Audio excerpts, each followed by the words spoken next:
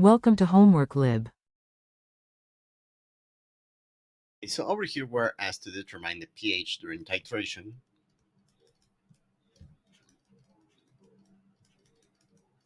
of 31.8 milliliters of 0.366 molar HBr, which is going to be a strong acid,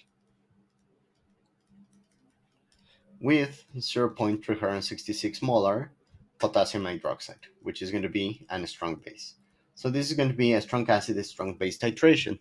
That means that at the equivalence point, we're going to have a pH exactly equal to 7. So first of all, calculating the pH before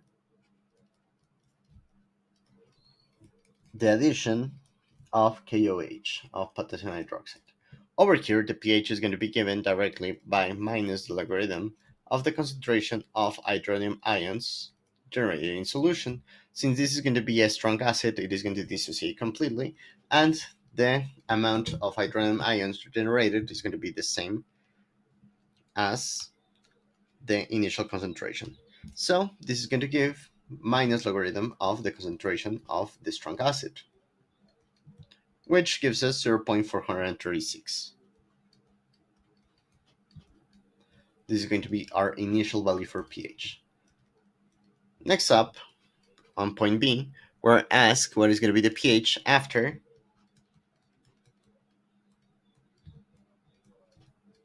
adding 15.9 milliliters of potassium hydroxide. So, over here, what we're going to have is that this volume corresponds to 1/2 of the initial of HB that we're going to have. So, remember that hydrobromic acid, HBr.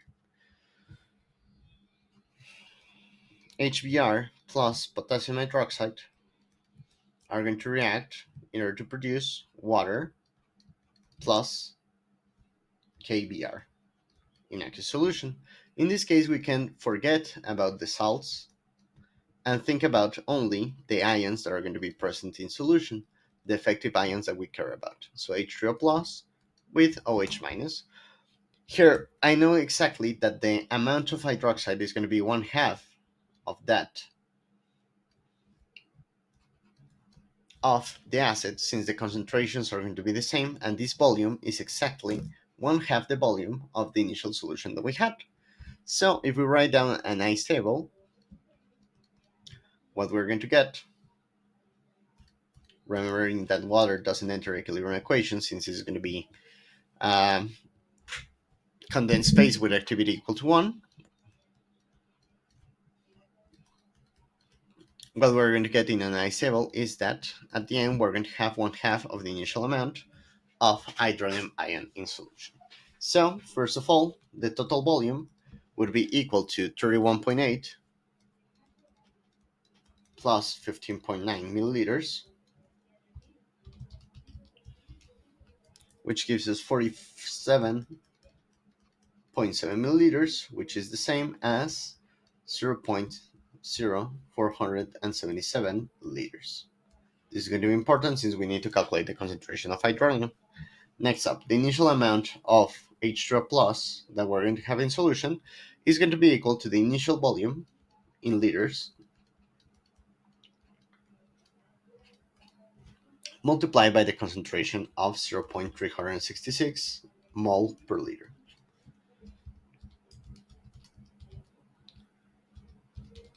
So what we're going to get is that the initial amount of mole would be equal to 0.011639. Well, 388. Let's put the full value. Thus, the concentration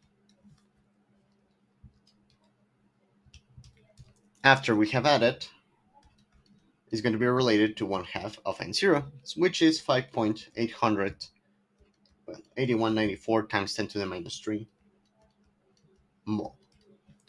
Thus, with this, we can calculate the concentration of H2O plus.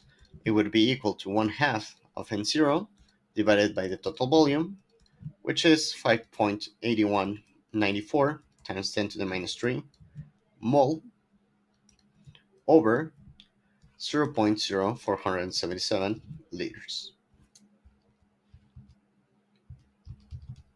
which gives us a concentration of H2O plus equal to 0.122 mole per liter. Thus, the pH, which is minus the logarithm of this quantity, would be equal to 0.914.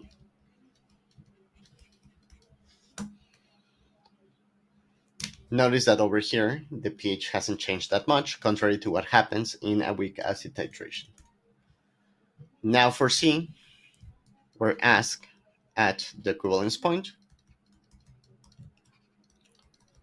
At the equivalence point, we have added the same amount of hydronium than that of OH minus, so we're going to generate only water, thus the pH should be equal to 7 directly. We don't need to do any calculations in this case.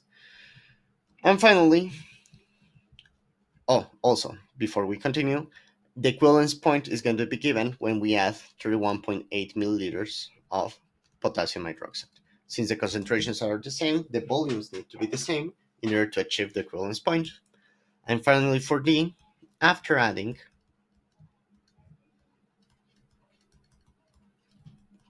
40.1 milliliters of potassium hydroxide. So upon this point, the pH is going to be given by the excess of OH minus added into the solution. Over here, the volume in excess would be equal to 40.1 minus 31.8 milliliters,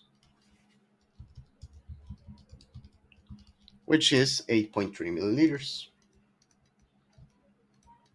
The total volume that we have added up to this point in solution is going to be equal to 40.1 milliliters that we have added plus the 31.8 milliliters that were initially. Notice that over here the calculation gets simplified because of the fact that the concentrations are the same.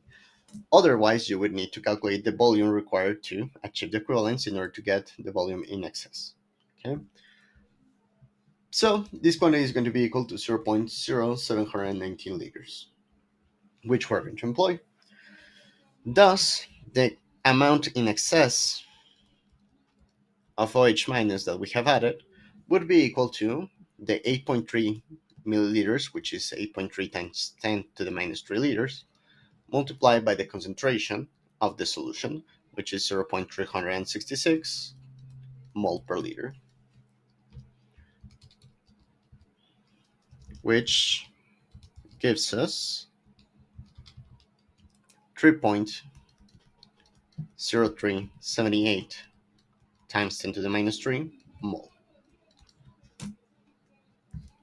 Thus, the concentration of OH minus would be equal to the amount of mole of OH minus that we have added in excess. Notice that the other portion has already reacted in order to form water, divided by the total volume.